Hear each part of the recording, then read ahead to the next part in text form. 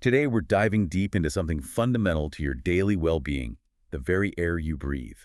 Our mission is to equip you with the crucial insights about common air pollutants, their surprising impacts, and concrete steps you can take to protect yourself. Think of this as your personalized shortcut to being truly well-informed on this vital topic. Precisely. Our goal today is to, well, demystify the key air pollutants that frequently push urban air quality into those unhealthy ranges.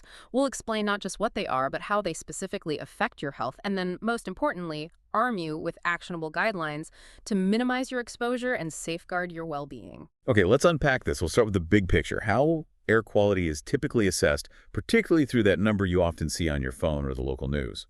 First up, the Air Quality Index, or AQI. This is that single color-coded scale, the one you see on apps like airnow.gov. It's designed to give you a quick snapshot. What are the primary pollutants that typically contribute to that number? Right. So the AQI usually factors in ground-level ozone, that's particulate matter, specifically the fine particles, PM2.5, and the coarser ones, PM10, nitrogen dioxide, NO₂, and sometimes others like sulfur dioxide, SOU, and carbon monoxide, CO. What's truly critical here, and something many people don't realize, is that health problems can arise from both short-term spikes and long-term exposure. And for some pollutants, according to the WHO, there's actually no known threshold below which adverse effects don't occur. No safe level at all. Wow. Essentially, yes. For this deep dive, we'll focus on OO PM2.5, PM10, and NO arrow, as these are often the primary drivers, the main culprits for unhealthy AQI in big cities. Okay, so let's dive into ground-level ozone, or OORs. We often hear about the ozone layer protecting us way up high. But what exactly is ground-level ozone, and where does this harmful version come from? Yeah, that's a really important distinction. Ground-level ozone is a major component of smog and completely different from the protective ozone layer way up in the stratosphere. It's what we call a secondary pollutant. That means it's not emitted directly from a smokestack or a tailpipe. Not emitted directly.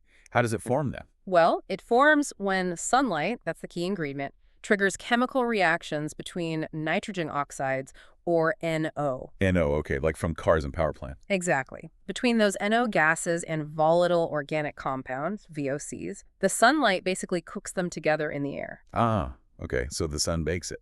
That explains why it's worse on sunny days. Precisely. That's why you typically see higher ozone levels on hot, sunny afternoons. So it's not directly emitted but forms in the air. That's crucial. What's actually happening inside our bodies when we breathe this stuff? Some people call it a lung sunburner. Is that accurate? That lung sunburner analogy is, well, quite apt, actually. Ozone is a powerful respiratory irritant. Even relatively low levels can inflame and damage the lining of your airways, much like a sunburn damages your skin. Ouch. So what does that feel like? Short-term exposure can lead to coughing, a scratchy throat, maybe some chest pain, difficulty taking deep breaths. It makes your lungs work less efficiently.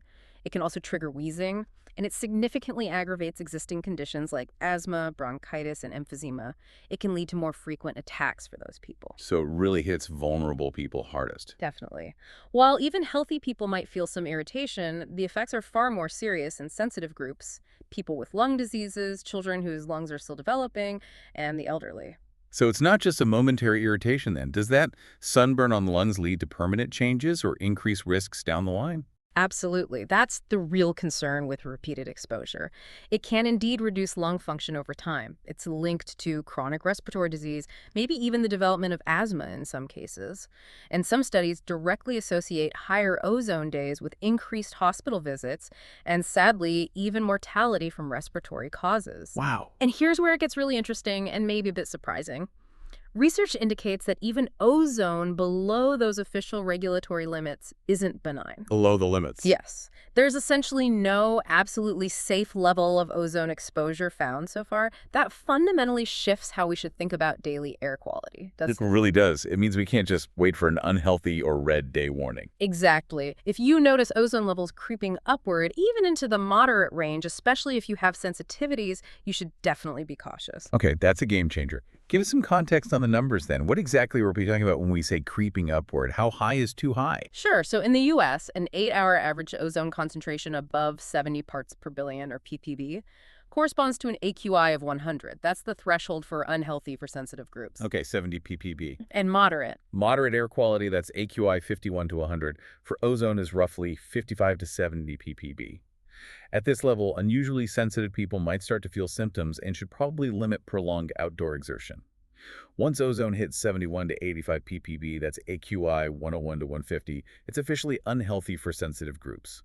Children, asthmatics, older adults, they're advised to limit outdoor activity then.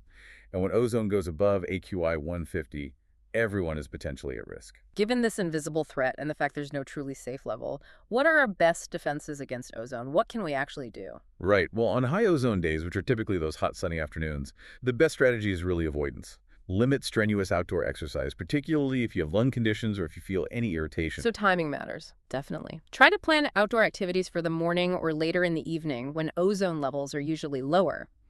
If forecasts predict unhealthy ozone levels, it's really best to stay indoors with the windows closed. Ozone doesn't penetrate indoors as readily as some other pollutants. Does air conditioning help? It can. Air conditioning filters might offer some small benefit, but mainly it helps you keep windows closed. Driving less on high ozone days helps too, since vehicle emissions are a key ingredient. What about masks, like the N95s people have? That's a crucial point. Typical masks, even good N95s, are designed for particles, not gases like ozone. They won't filter ozone effectively at all. So masks are out for ozone. Pretty much. Focus on avoidance and good indoor ventilation when levels are lower, and definitively avoid those things marketed as ozone generators. For cleaning air, they actually produce ozone and make indoor air quality worse. Good tip. So check the forecast. Absolutely. Check daily ozone forecasts. The EPA's Air Now app or website is a great resource to help you plan your day. Okay, so ozone is a major concern, especially on sunny days. But you mentioned another pollutant often drives the AQI, perhaps even more frequently. Let's tackle fine particulate matter, or PM2.5. What makes these microscopic particles so uniquely dangerous? Yes, PM2.5. This refers to airborne particles with diameters 2.5 micrometers or smaller. To give you a sense of scale, a human hair is about 70 micrometers wide, so PM2.5 particles are roughly 30 times smaller than the width of a single hair. 30 times smaller. That's incredibly tiny. Hard to even imagine. It really is. And they're a complex mixture, microscopic solids or liquid droplets just floating in the air. They come from a whole range of sources. Combustion processes like vehicle exhaust, power plants, burning wood or coal, definitely wildfires, industrial processes, and also from atmospheric reactions where other gases turn into secondary particles. So they come from many places. Yes. In cities, traffic, heating, construction are big contributors. But during wildfire smoke events, which seem increasingly common, PM2.5 can spike dramatically, blanketing huge areas in hazardous haze. You said earlier these tiny particles can get into the bloodstream. That's really alarming. So we're not just talking about respiratory problems, but risks to our entire circulatory system, maybe even beyond. That's exactly right. They truly are considered the most dangerous common air pollutant for human health, precisely because their tiny size allows them to penetrate deep into the lungs and even enter the bloodstream. Into the blood, wow. Yeah. And numerous studies link PM2.5 exposure, both short-term spikes and long-term exposure, to really serious health problems. Things like worsening of asthma and bronchitis, increased respiratory symptoms, reduced lung function. That's the lung part. But the cardiovascular system, too. Crucially, yes. Inhaling these particles can trigger heart attacks or irregular heartbeats, and it definitely exacerbates existing heart diseases. Premature death in people with heart or lung disease is one of the gravest outcomes linked to PM2.5. And long term. Over the long term, elevated PM2.5 is associated with higher risks of stroke, heart disease, COPD, that's chronic obstructive pulmonary disease, and lung cancer. Lung cancer. Yes. In fact, the World Health Organization's Cancer Research Arm, IARC, has classified airborne particulate matter, including PM2.5, as a Group 1 carcinogen. That means it definitively causes lung cancer in humans. Good grief. And there's also growing evidence linking it to adverse birth outcomes like low birth weight. The ability of PM2.5 to infiltrate the body means it can affect multiple organs, not just the lungs, but the heart, maybe even the brain, largely through triggering systemic inflammation. That's a truly staggering amount of risk from something we can't even see. What levels of PM2.5 should we be concerned about? You mentioned the WHO standards are stricter than the US EPA's. That's right. While governments set air quality standards, even they acknowledge that no level is completely risk-free. In the US, the EPA's standard for the annual average is below 12 micrograms per cubic meter. That's BIGM. The 24-hour standard is not to exceed 35 BIGM. Above 35 is roughly an AQI over 100. And the WHO. The WHO's latest guidelines from 2021 are much, much stricter. They recommend an annual average below 5 bigam and a 24-hour level not exceeding 15 bigam. 5 and 15 versus 12 and 35. That's a big difference. It is. These very low numbers reflect the strong evidence that health risks exist even at very low concentrations. So, as a rule of thumb, when your app shows PM2.5 creeping into the 20s or 30s, which is still moderate on the AQI scale, sensitive people should really start taking precautions. Above 35 megamo, AQI 101+, it's officially unhealthy for sensitive groups, and even healthy individuals might start to feel irritation. And during extreme events like wildfires, PM2.5 can soar into the hundreds, which is hazardous for absolutely everyone. Okay, given how dangerous and pervasive PM2.5 sounds, how can we actually protect ourselves? You mentioned filters earlier. Building a sort of clean air fortress. You're spot on. Unlike ozone, particles can be filtered effectively, so building that clean air fortress indoors is one of your best protections. How do we do that? Stay indoors and keep windows closed on high PM2.5 days. Critically, use a quality HEPA air purifier. A good HEPA filter can significantly reduce indoor particle levels. HEPA filter, got it. Yeah, high-efficiency particulate air filter. Portable HEPA filters are excellent for creating a clean air zone, say, in your bedroom or main living area. And if you have to go outside? If you absolutely must be outdoors when PM2.5 is high, wearing a well-fitted N95 or P100 respirator mask can dramatically reduce how much you inhale. So masks do work for PM2.5? Yes, N95s or P100s work very well for particles, unlike for ozone. This is highly advisable if you're commuting or exercising outdoors when levels are elevated. What else? Keep a close eye on air quality alerts again, AirNow or other reliable apps. Reschedule outdoor plans if heavy haze or smoke is forecast. Also, try not to add to indoor pollution yourself. Avoid burning candles, incense, smoking indoors, or even frying foods on high heat on high PM days, as that creates indoor particles. Right, don't make it worse inside. Exactly. And since long-term exposure is a major concern, think about cleaner home heating and cooking options if possible, like electric ranges or gas stoves with proper ventilation rather than wood-burning fireplaces. By minimizing exposure, using HEPA filters indoors, and wearing appropriate masks outdoors when needed, you can substantially cut down your cumulative dose of PM2.5. We've just covered the serious threat of PM2.5. Now, what about its slightly larger cousin, PM10? Is it a different kind of challenge, or are the dangers similar? Right, PM10. This denotes particulate matter 10 micrometers or smaller in diameter. So logically, it includes all the PM2.5 particles, but also those slightly larger coarse particles between 2.5 and 10 micrometers. And where do these larger ones typically come from? These coarser particles usually come from mechanical processes rather than combustion. Think dust kicked up from roads, construction sites, pollen, mold spores, agricultural tilling, or desert dust storms. They're often composed of soil or mineral dust. Okay, so bigger particles, different sources. What about the health effects? Do they pose the same deep-seated risks as PM2.5, like getting into the bloodstream? Generally, no. PM10, being larger, doesn't penetrate as deeply into the lungs as PM2.5 does. It mainly deposits in the upper airways, the nose, the throat, the larger bronchi. This is more irritation up top. Exactly. Irritation of the eyes, nose, and throat is common. Short-term exposure can lead to coughing, sneezing, a runny nose, and it can definitely worsen respiratory conditions like asthma. Long-term exposure is associated with reduced lung function and chronic bronchitis. It might also affect the heart, but likely to a lesser degree than PM2.5. So PM2.5 is still the bigger worry overall. Overall, yes. PM2.5 is generally considered the greater threat per microgram because those fine particles can reach vital organs deep inside the body. But PM10 is by no means harmless. Epidemiological studies still clearly link coarse particle pollution, the PM10 fraction, to hospital visits for respiratory issues, so it still matters. So, still a concern, especially for those with respiratory sensitivities. What are the guidelines for PM10, and do our protection strategies need to change much? The EPA's AQI system does track PM10, but in many urban areas, PM10 rarely becomes the pollutant driving the highest AQI value, unless there's a specific event like high winds kicking up dust or nearby construction. So PM2.5 or ozone are usually higher? Often, yes. Good PM10 air quality is roughly 0.54 migman, corresponding to an AQI of 0.50. The WHO recommends keeping the 24-hour PM10 average below 45 bigam. In many cities, you'll often see PM10 listed as low.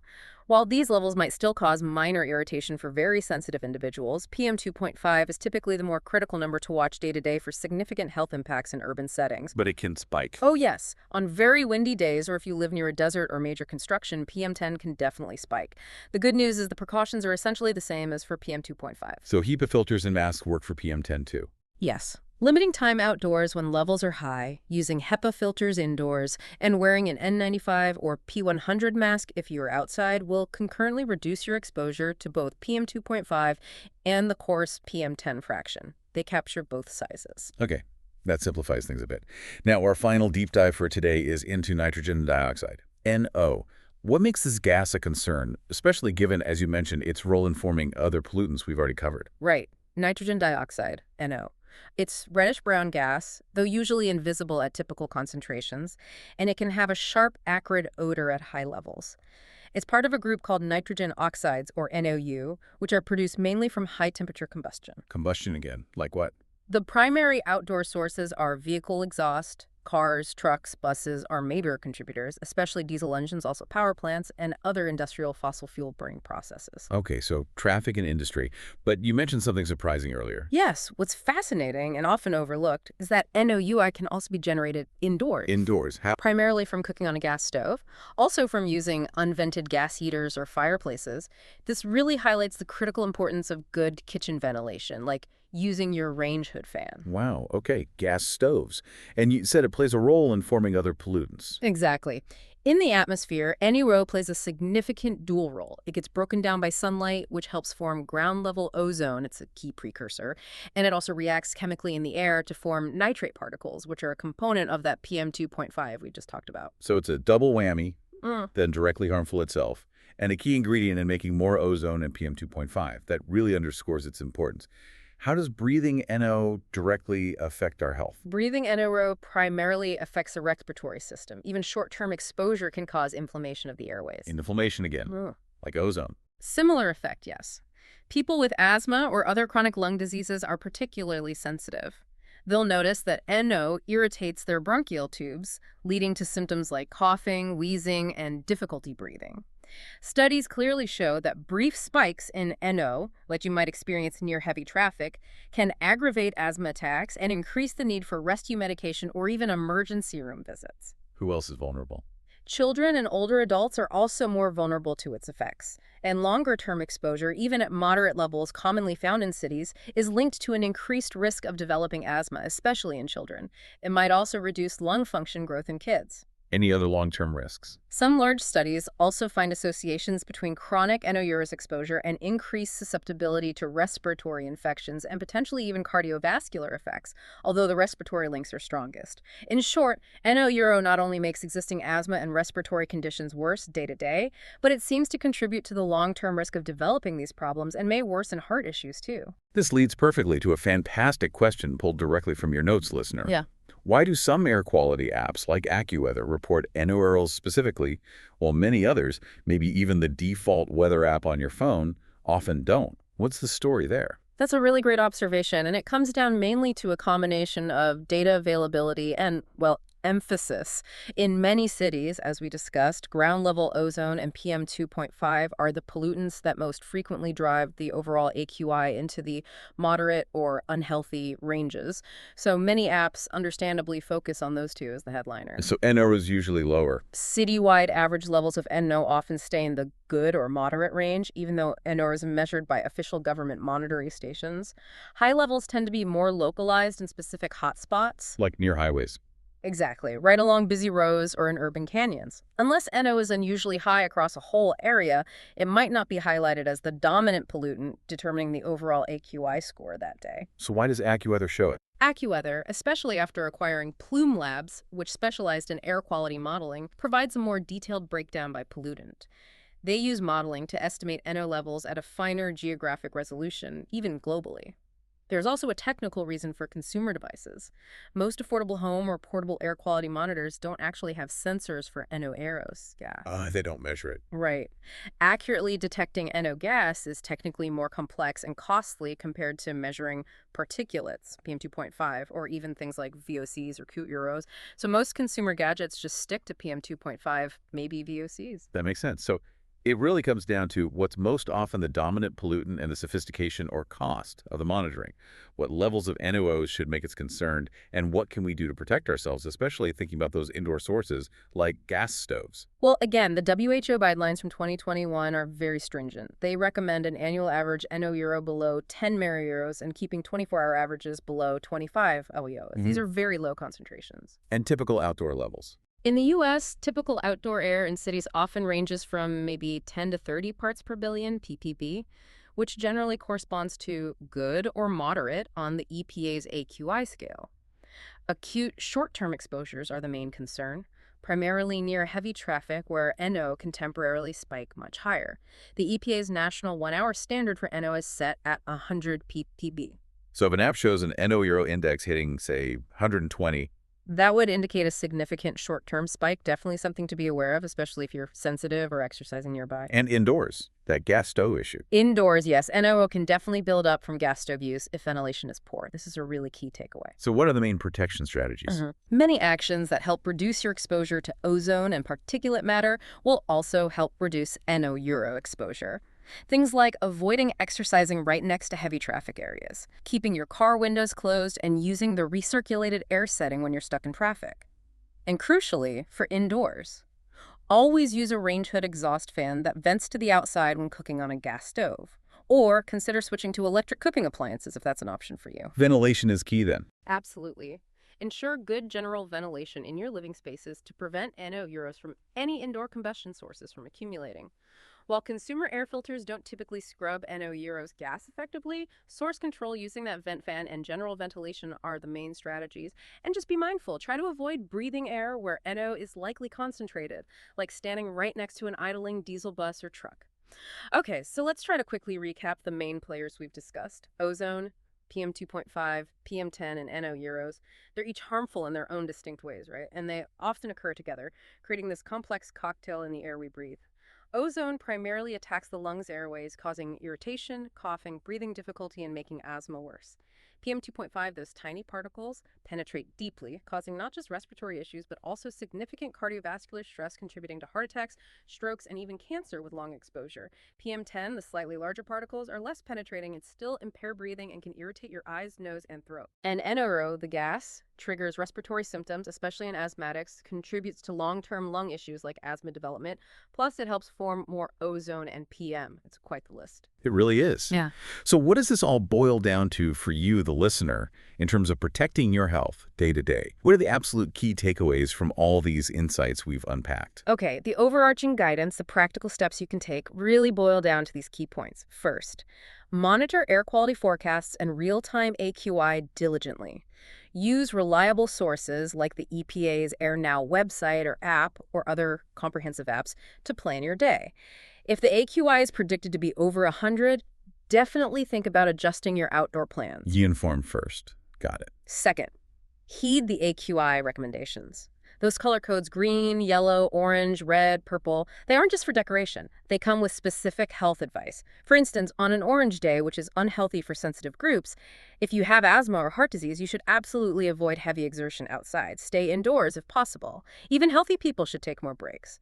Red and purple days mean everyone should minimize outdoor exposure and heavy activity. Follow the color code advice. Makes sense. Third, prioritize clean indoor air when outdoor pollution is high. This is huge. Close your windows when the air outside is dirty. And actively use HEPA air purifiers to remove PM2.5 and PM10 from your indoor air. A portable HEPA filter can create a genuine safe refuge room during bad air quality episodes. Clean air indoors is key. Fourth, use quality masks specifically for particles when needed. A well-fitted N95 or P100 mask can filter out most fine and coarse particles if you absolutely must be outside during high PM pollution events like wildfire smoke.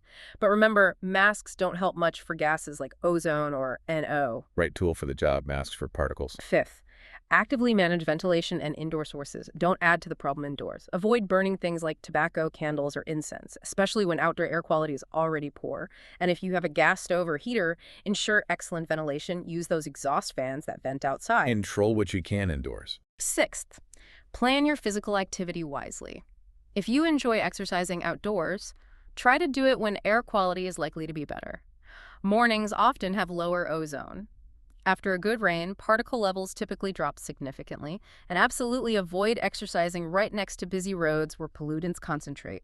Remember, deeper, faster breathing means you inhale a bigger dose of pollution. Smart timing and location for exercise. And finally, seventh, pay close attention to your body's signals. If you find yourself coughing, getting unusually short of breath, or feeling irritation even on a day the AQI is just moderate, yellow, that's a strong indicator you might be more sensitive than average. Listen to your symptoms and adjust your activity accordingly. Don't push through it. Listen to your body. Excellent advice. Ultimately, minimizing your exposure to air pollution is an increasingly vital component of a healthy lifestyle. The evidence is really quite strong now that taking these preventive steps consistently will pay off in better respiratory and cardiovascular health over the long run. While we realistically can't avoid air pollution entirely in most places, being mindful of the daily AQI and taking these concrete steps can substantially reduce your cumulative lifetime exposure. And that's likely to improve not just your lifespan, but your health span, the years you live in good health. It's a really sobering thought that the vast majority of the world's population currently lives with air pollution levels exceeding WHO health guidelines, contributing to millions of premature deaths annually. By staying informed about ozone, PM2.5, PM10, and NO₂, and importantly, by acting on that information, you're truly stacking the odds in favor of your own long-term health. Absolutely taking control where we can. And that brings us to a final thought for you to consider as you go about your day. Beyond the outdoor smog we've discussed, what simple, very common daily household activity could be subtly impacting your indoor air quality with an invisible pollutant we talked about? And what one easy behavioral change could dramatically mitigate that risk? Hint, it involves a very common kitchen appliance. Stay proactive, stay informed, and breathe as cleanly as you possibly can.